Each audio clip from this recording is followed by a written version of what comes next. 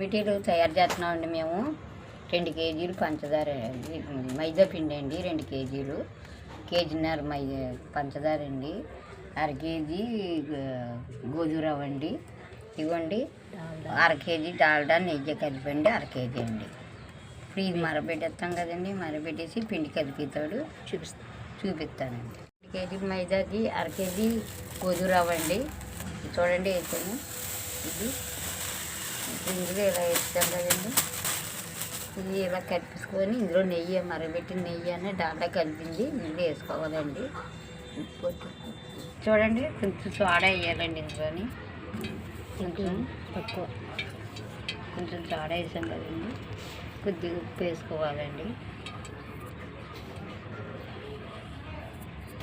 ఇప్పుడు ఇది డాల్డా వేసేస్తున్నాండి, డాల్డా నెయ్యి మరబెట్టాం కదండి, డాల్డా నెయ్యి కలిపి మరబెట్టాం కదండి, ఇందులో వేసేస్తున్నాం. చూడండి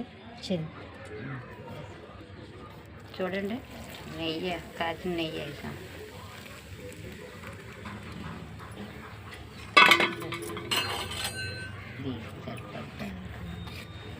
చూడండి పొంగుతా బుసబుసలు ఆడుతా నెయ్యి డాల్డా కలిపిందండి.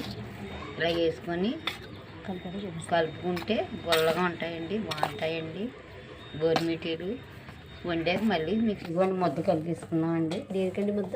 ఇప్పుడు గోరుమిటీలు చెయ్యాలండి, చపాతీ ముద్దలా కలపాలి.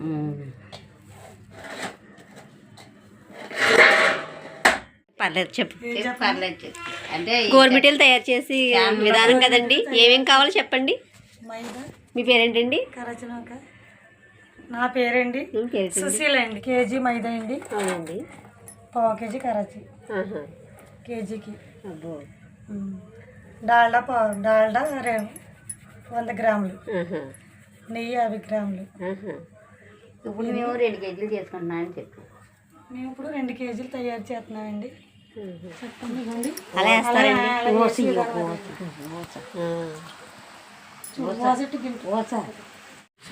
ముందు కాకపోతే ఉన్నాయి కదా, తగ్గించాను. గోరుమిటీలు బాగా తయారు చేస్తారండి. బాగా నూనె వేసి అప్పుడు గోరుమిటీలు బాగా వేగించి తీసుకొని పక్కన పెట్టుకోవాలి.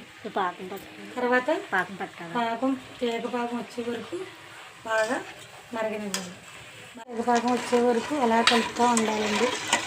పొయ్యి మీద అలా వదలకూడదండి, అడిగిన పంచదార అలాగే పేరుకొని ఉండిపోతుంది. అందుకని తీర పాకం వచ్చేటప్పుడు యాలకుల పొడి వేసుకుంటే అండి చాలా టేస్ట్గా ఉంటుందండి, చాలా తీవ్రంగా ఉంటుందండి, బాగుంటుందండి. కలపండి కలపండి.